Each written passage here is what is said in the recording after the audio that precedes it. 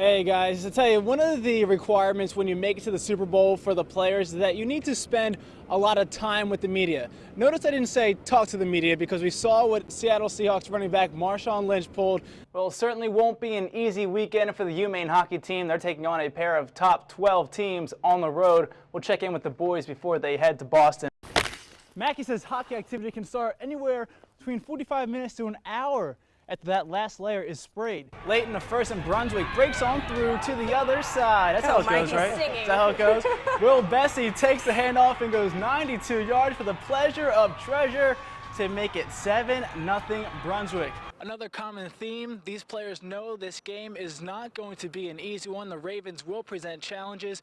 Vince Wilfork saying it's going to take 60 minutes to play this one, maybe even more. It's a little bit chilly where I'm standing right here, but I'm keeping my hands warm like this as the basketball action starts to heat up. Well, the mad dash to get the best seat in the house has begun here.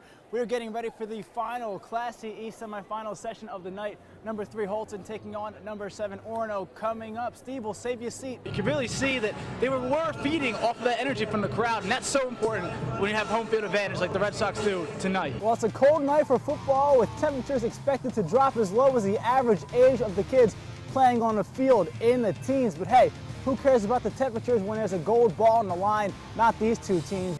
Hey, great job right there. And tell you one thing that's different too, they upgraded the menu. Last night I had mac and cheese topped with pulled pork. Only the finest here. I tell you, talking about basketball now, we had a quick turnaround after last night. The last game ended just past 11 o'clock. Johnny Mehler put on a pair of skates and joins us from there tonight. Johnny. Hey, Bill, don't mind me out here, touch up on my skills. Maybe I'll make the cut for the next winter games. Chances are slim, but as for this year's games, hey Black Bear fans, keep an eye out for 3 former UMaine hockey players. And you could tell in this building that the Seahawk fans thought that they had it when they were up by 10. Patriots came back. They thought they were going to witness Curse be a hero for the second week in a row, but the rookie comes up bigger than anybody tonight. And we've talked about all the star power that will be inside the stadium tomorrow. Katy Perry, John Legend, Adina Menzel, but how about some local talent?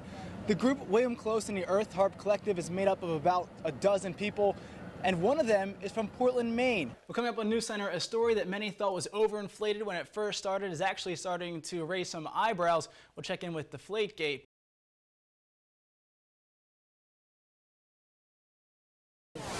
Hey Lee, bright and early is right. You know, while we've been in Arizona, we've been looking for all types of Maine connections. We've met a lot of people who have moved from Maine here to Arizona, but not many have actually brought Maine with them. But I introduce to you the lady known here as the Lobster Lady.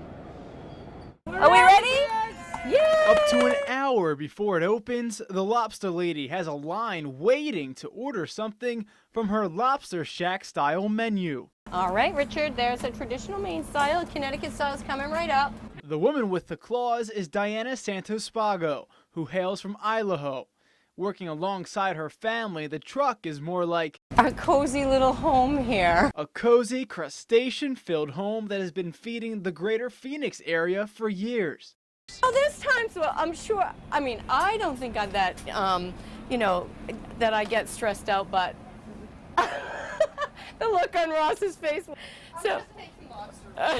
It all started when these Mainers were visiting relatives. We just saw that there was hardly anything in the way of really great seafood, and lobster was practically non-existent. So, you know, being lobster fishing family, we just thought, what better thing to do than to bring Maine lobster to the desert. Now they split their time between the Pine Tree State and the Grand Canyon State. We get, you know, the best of both worlds weather-wise, and then we get the craziness here in Phoenix, and then we go back to Idaho, and it's a much more relaxed feeling there. And this lobster is the real deal, 100% Maine caught by the family itself. We were in September, we went up to Maine, and we went to Red Eats up there, and we thought it was comparable, very good. Good lobster.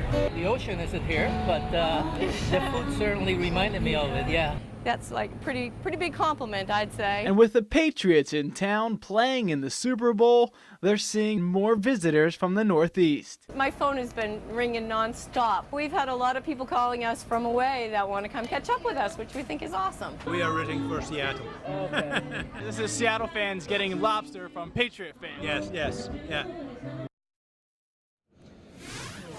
It was incredible to see the people who were lined up that had never even been to that food truck before.